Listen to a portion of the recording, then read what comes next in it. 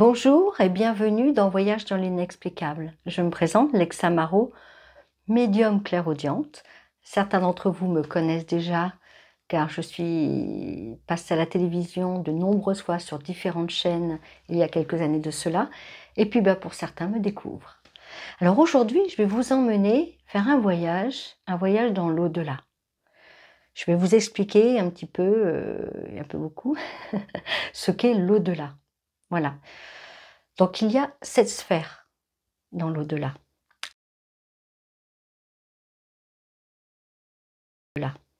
Dans l'au-delà, chaque âme suit un cheminement en fonction de sa vibration et de son état de conscience.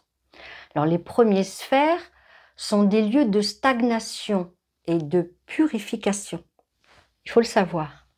Tandis que les sphères supérieures sont des espaces d'apprentissage, d'élévation et d'union avec le tout. De nombreux défunts avec qui j'ai communiqué m'ont décrit ces sphères et ce qu'ils y ont vécu après leur départ de la Terre. Voilà, ils ont partagé ça avec moi. Alors, ce qu'ils m'ont appris est bien différent de ce que les vivants imaginent. Il ne s'agit pas d'une rupture brutale avec notre existence terrestre, mais d'une continuité. Un passage qui n'en est pas vraiment un, contrairement à ce que beaucoup croient finalement. Car nous ne devenons pas une autre entité étrangère à nous-mêmes, du tout, du tout. Lorsqu'on meurt, on ne cesse pas d'être soi. La conscience reste exactement la même. Il n'y a pas de perte d'identité, pas d'oubli, pas de vide. Alors imaginez, vous vous levez un matin et vous vous retrouvez dans un autre endroit. Vous ressentez, vous pensez, vous vous souvenez et vous êtes toujours vous-même. Mais l'environnement est différent. Et peu à peu, vous comprenez que votre réalité a changé. Voilà ce qu'est la mort. Pas une fin, mais une continuité, tout simplement. Alors les sphères que je vais vous décrire ne sont donc pas de simples niveaux abstraits. Elles sont des réalités tangibles, que chaque défunt vit pleinement, avec la même intensité que nous vivons notre vie terrestre. Quand je leur ai demandé s'ils avaient eu le temps de se préparer à ce passage, beaucoup m'ont dit que leurs actions sur Terre avaient entraîné des répercussions immédiates après leur mort. Certains pensaient qu'il suffisait de croire en quelque chose pour accéder directement à la lumière, mais la réalité est différente. Ce n'est pas ce que l'on croit qui nous élève, mais ce que l'on a incarné. Alors si vous êtes rempli de haine, vous ressentirez cette même vibration après votre mort. Si vous êtes en paix, vous vous retrouverez immédiatement dans un espace harmonieux. Si vous avez fait souffrir, vous comprendrez cette souffrance en la vivant. Parce que pour la comprendre, il faut la ressentir. C'est ce que vous, c'est ce que vous vivez, la souffrance causée à autrui. Et ce processus est instantané. Il ne dépend pas d'un jugement extérieur ni d'une force divine qui déciderait de votre sort. Vous entrez directement dans l'espace qui correspond à votre vibration. Eh oui. Alors, de nombreux défunts m'ont aussi confié que l'au-delà est bien plus vaste qu'on ne peut l'imaginer. Il existe bien plus que 7 sphères. Mais celles-ci sont les plus importantes pour comprendre l'évolution d'une âme après la mort. Elles sont les grands paliers de transition, là où l'âme prend conscience d'elle-même et décide de son propre cheminement. La prise de conscience est immédiate. Alors vous pensez peut-être que vous ne ressentirez rien, que vous serez une sorte d'esprit flottant, détaché de tout. Eh bien c'est faux, c'est complètement faux. Tout ce que vous allez découvrir maintenant sur les sphères, imaginez-le comme une expérience réelle. Vous êtes vivant, vous avez votre conscience, vos pensées, vos sensations, vous êtes là. Et lorsque vous arrivez dans l'au-delà, vous continuez d'exister avec cette même conscience. Imaginez-vous en pleine possession de vous-même, traversant ces sphères. Vous ressentirez exactement ce qui est décrit. La peur, la confusion, la lumière, l'ascension, tout dépend de votre propre état intérieur. Ce n'est pas une autre réalité, c'est une continuité, comme je le disais justement avant. Ce que vous allez entendre maintenant n'est pas une théorie, ce n'est pas un concept abstrait. C'est ce que les âmes vivent réellement après leur mort. Alors les animaux, tout comme nous, poursuivent leur évolution après la mort. Eux aussi ont une âme, et leur passage dans l'au-delà n'est pas une fin, mais une continuité. Contrairement aux humains, ils ne connaissent ni l'égoïsme ni la cruauté intentionnelle, ce qui leur permet de progresser plus naturellement vers la lumière. Les animaux qui ont souffert sur Terre, victimes de maltraitance ou d'abandon, passent d'abord par une sphère de guérison. Il y a eu quand même un traumatisme. Voilà.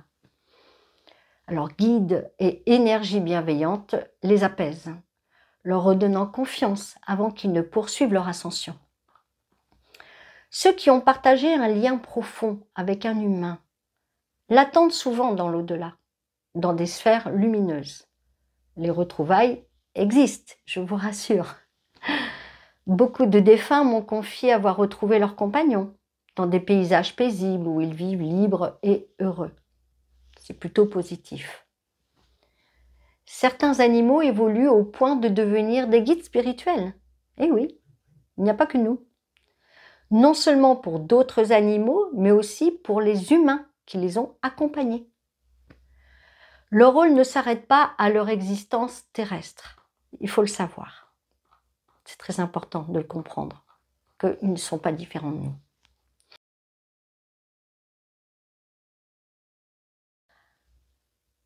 Alors, nous allons parler de la première sphère. Le monde des âmes perdues, des esprits en errance, un lieu où la souffrance est sans fin jusqu'à la libération. Alors, pour vous expliquer un petit peu plus, c'est une obscurité lourde et pesante, sans horizon clair. Donc, l'air est dense, chargé d'une énergie froide et stagnante. Il n'y a pas de ciel, seulement une brume qui semble flotter comme un voile épais. Tout paraît figé, comme si le temps n'existait plus. Ça paraît pas très glorieux, hein. Mais les âmes qui errent sont prisonnières d'elles-mêmes. Certaines tentent de fuir un danger invisible, mais elles reviennent toujours au même point, comme piégées dans une boucle infernale. D'autres restent immobiles, figées dans une terreur absolue. Elles voient des ombres, ressentent des présences, mais ne comprennent pas ce qui se passe, tout simplement. Mais il y a aussi celles qui essaient de s'accrocher aux vivants. Murmurent, crient, mais personne ne les entend. Elles frappent aux portes, errent dans les anciens lieux de vie, tentant d'interagir avec le monde physique sans y parvenir.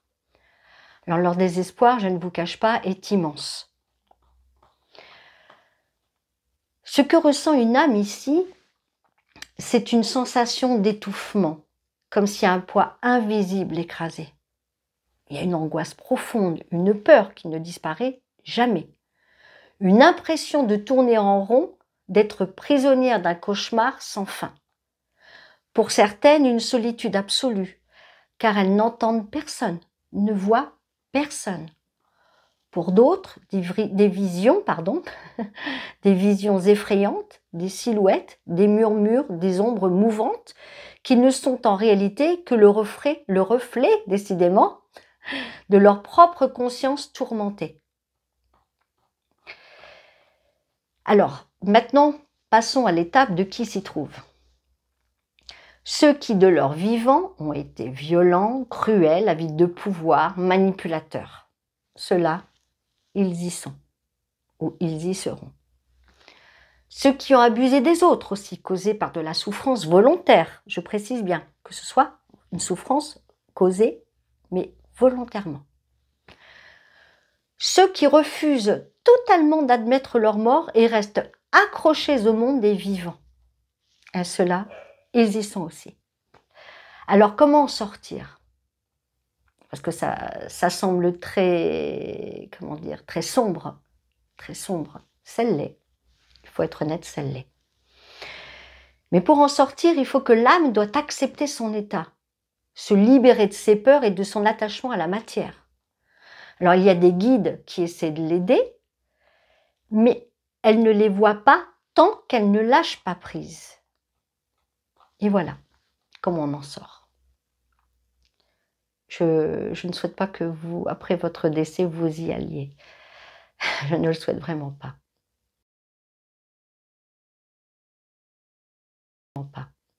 Maintenant, on va parler de la seconde sphère, qui est la prise de conscience. Alors, cette sphère est un petit peu différente. C'est le lieu des regrets, des remords, un espace où l'âme voit tout ce qu'elle a causé aux autres. Alors, c'est un monde gris, crépusculaire, où l'horizon est trouble. L'air est un petit peu plus léger que dans la première sphère, mais il règne quand même une immense mélancolie. Les âmes pleurent, se recroquevillent, murmurent des choses inintelligibles, et certaines restent prostrées, figées dans une tristesse infinie. Mais ici, elles voient quand même. Elles voient le mal qu'elles ont fait aux autres. Et ouais, chaque acte qu'elles ont posé revient sous forme d'une sensation qu'elles doivent endurer. Alors par exemple, je vais donner un exemple. Un homme qui a trompé et trahi toute sa vie ressent l'angoisse et la peine qu'il a infligée. Une femme qui a méprisé ses enfants ressent la souffrance qu'ils ont portée toute leur vie. Et puis encore, une personne qui a détruit la vie des autres ressent chaque larme qu'elle a causée, chaque peur, chaque douleur. Alors, ce que ressent l'âme dans cette sphère, c'est une peine immense, un regret dévorant, une sensation d'être engloutie par ses propres émotions, comme si chaque souvenir devenait un poids écrasant, un besoin d'expier, mais sans savoir comment. Alors, pour citer de ceux qui s'y trouvent, ce sont ceux qui ont agi égoïstement, mais sans cruauté absolue. On ne parle pas de cruauté là, on parle de l'égoïsme. Ceux qui ont fait du mal sans s'en rendre compte et qui réalisent trop tard les conséquences de leurs actions. Eh oui. Ceux qui ont passé leur vie à fuir leurs responsabilités et qui doivent maintenant faire face à eux-mêmes. Alors comment s'en sortir? Eh bien, l'âme doit se pardonner et accepter le pardon des autres. La rancune, ce n'est pas un bon sentiment, nous sommes bien d'accord. Alors, elle doit vouloir évoluer, chercher à comprendre et non à s'enfoncer dans ses regrets. C'est la seule façon de s'en sortir. Je ne vous cache pas que bien sûr, des guides sont là à leur tendre la main. Voilà. Mais après, faut-il encore qu'ils décident de suivre. C'est toujours pareil. Et pour suivre, il faut évoluer.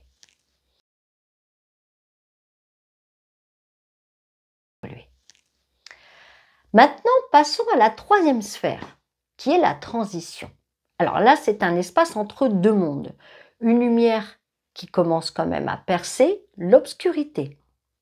Alors à quoi elle ressemble? C'est un monde en demi-teinte, entre le gris et la lumière. Ici, l'air devient plus léger. Les âmes commencent à percevoir la présence des guides. Mais si elles hésitent encore à leur faire confiance, et ben voilà, c'est compliqué. Mais malgré tout, elles verront les guides, je vous rassure. Alors les paysages varient. Pour certains, ça varie d'une personne à une autre, d'une âme à une autre. Il faut quand même être conscient de ça. Ce n'est pas le même paysage pour tout le monde. Donc, pour certains, c'est une plaine infinie où ils avancent sans savoir où aller. Pour d'autres, une grande étendue d'eau calme, comme si tout leur passé se dissolvait peu à peu. Et aussi, il y a des portes, des passages lumineux, mais il faut choisir d'y entrer. C'est ça. Alors, ce que ressent une âme ici, c'est un soulagement, contrairement aux deux autres sphères, car la douleur des sphères précédentes commence quand même à disparaître. Une sensation d'être entre deux mondes, hésitante mais en quête de réponse. L'envie d'aller plus loin, d'apprendre, de se libérer complètement. Alors pour parler de ceux qui s'y trouvent, ce sont ceux qui ont accepté leur mort et souhaitent comprendre la suite. Ceux qui ont vécu une vie ordinaire, ni mauvaise, ni exceptionnelle. Alors comment en sortir pour évoluer? L'âme doit s'ouvrir à l'enseignement des guides. Elle doit faire le choix consciemment d'évoluer et d'apprendre.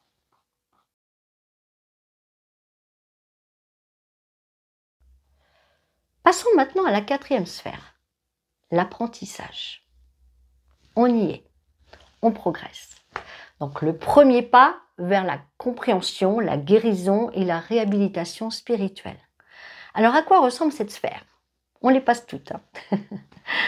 Lorsque l'âme arrive ici, le paysage s'éclaircit. L'air est beaucoup plus léger, une douce lumière dorée illumine des paysages harmonieux. On y trouve de grandes salles d'apprentissage semblables à des temples ou des bibliothèques de lumière. Les âmes y sont paisibles, plus conscientes de leur évolution. Certaines arrivent encore fatiguées de leur voyage, il faut le savoir, portant des blessures énergétiques issues de leur incarnation terrestre. Elles sont accueillies par des guides qui les aident à comprendre le sens profond de leur parcours terrestre. Alors, ce que ressentent ces âmes, ici, c'est une immense sensation de soulagement. Les souffrances des sphères précédentes disparaissent peu à peu. Il y a un besoin de comprendre pourquoi certaines expériences ont-elles été vécues, quel en était le but.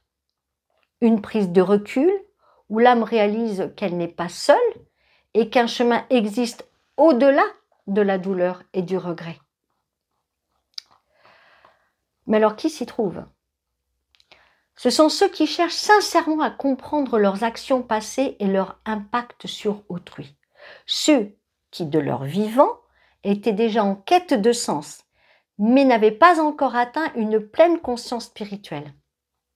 Alors, comment sortir? Comment sortir de cet endroit, de cette sphère? L'âme doit accepter les enseignements et s'ouvrir à l'apprentissage. Elle doit se libérer complètement de la culpabilité et se tourner vers l'évolution. Tout simplement.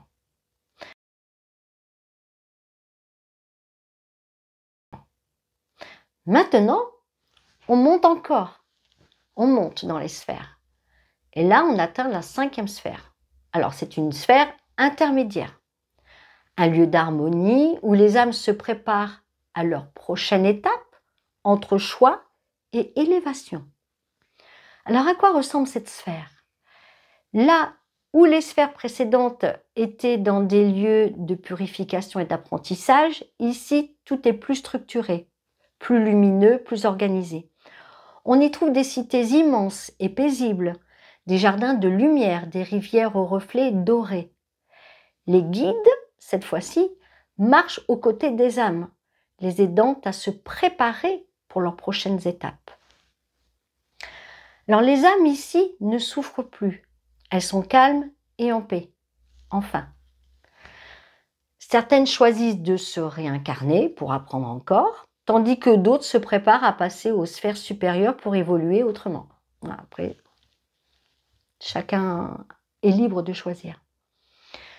Alors, ce que ressent une âme ici, c'est une harmonie profonde, une sérénité totale. Il y a une capacité à voir clairement son parcours avec détachement et bienveillance, contrairement aux autres sphères. Un choix à faire, continuer dans l'élévation ou revenir sur Terre pour expérimenter de nouvelles leçons. Voilà, le choix, nous l'avons. Alors, qui s'y trouve? Alors, ce sont ceux qui ont vécu dans l'amour et la bienveillance et qui veulent continuer leur progression. Alors, il y a aussi ceux qui choisissent de devenir des guides pour aider les âmes encore bloquées. Mais comment s'en sortir? Comment on peut s'élever encore plus haut? Alors, l'âme doit décider de revenir sur Terre ou continuer son ascension vers la lumière absolue. Tout simplement. C'est un choix. On peut évoluer des deux façons.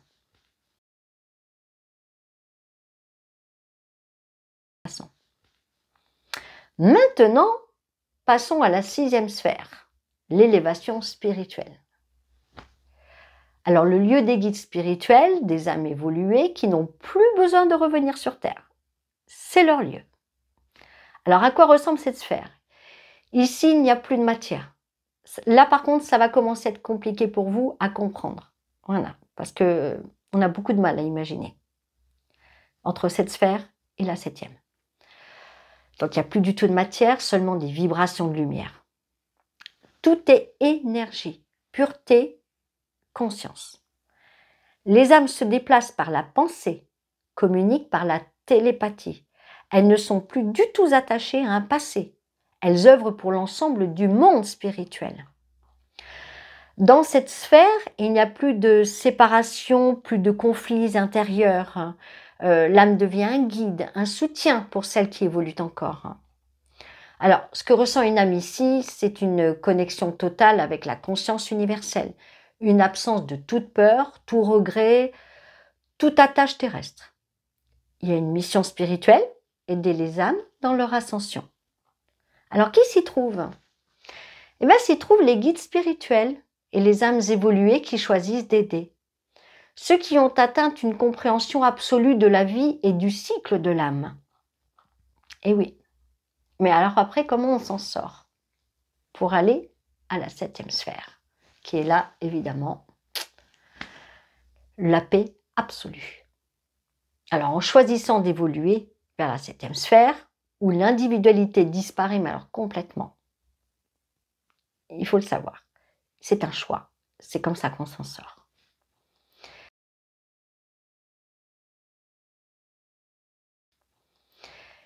Et cette 7e sphère, on en vient, c'est la conscience pure, l'union avec le tout, la fusion avec l'univers, la fin du cycle de l'âme. Alors, c'est là où ça va commencer à être compliqué.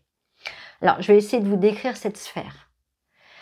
Il n'y a plus de forme, plus de mots, plus de pensées distinctes. Tout est lumière infinie. Alors, je ne sais pas si vous arrivez vraiment à visualiser. Ces vibrations d'amour pur, unité absolue.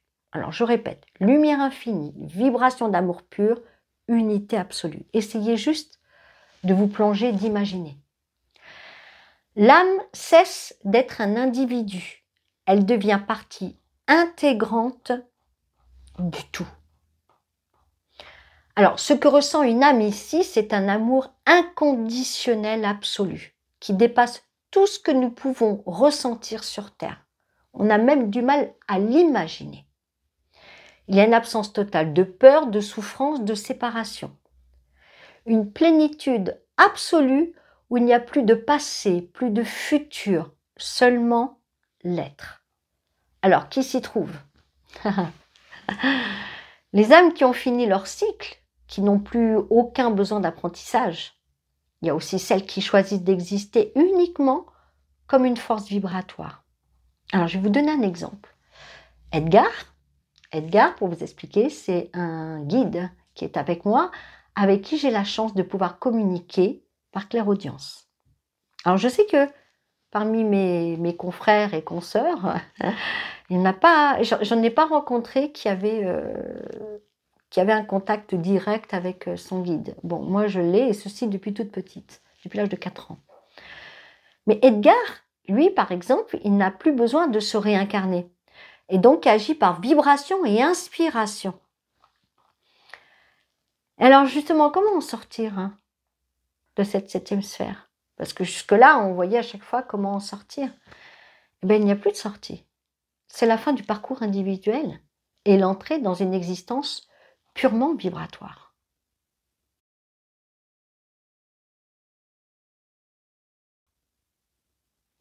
Alors maintenant, et nous?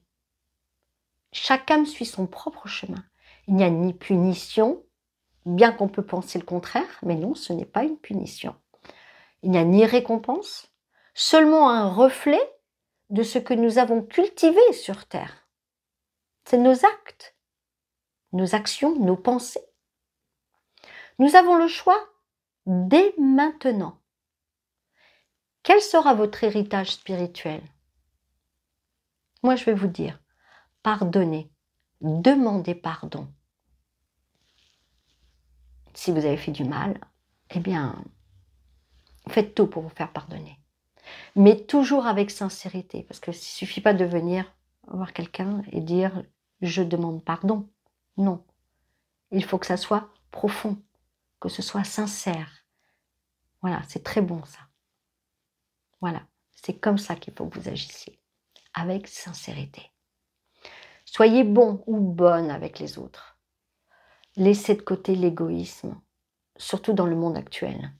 Car ce sentiment, vous n'avez même pas idée à quel point il vous tire vers le bas. Vous n'imaginez pas. Tout le monde pense à soi, mais ce n'est pas bon. Si ici, sur cette terre, vous avez compris tout cela et que vous agissez en circonstance, alors, d'ores et déjà, vous vous élevez. Le but de tout ça est la compréhension. Ce n'est pas une punition, mais pour avoir ce que nous avons du mal à imaginer, la paix absolue. Il n'est pas possible de l'avoir avec des âmes qui ont trahi, fait souffrir et autres. Vous vous dites qu'il est trop tard d'après vos actions, mais il n'est jamais trop tard. Vous êtes encore ici sur Terre, alors agissez dès maintenant. Faire souffrir un animal n'est pas sans conséquence. Chaque vibration, chaque intention laisse une empreinte. Ceux qui ont causé du tort aux animaux en ressentiront les coups après leur mort. Il faut le savoir. À l'inverse, l'amour donné aux animaux, là par contre, ça nous sera aussi rendu. Je vous remercie d'avoir voyagé avec moi à travers cet au-delà. Si ce documentaire vous a apporté des réponses, pensez à vous abonner, à cliquer sur le pouce, ça fait toujours plaisir, et à activer la cloche. L'au-delà, sachez-le, n'est pas une fin, mais un retour à notre vraie nature. Et si nous commencions dès maintenant à nous en rappeler? À très bientôt pour un nouveau voyage dans l'inexplicable.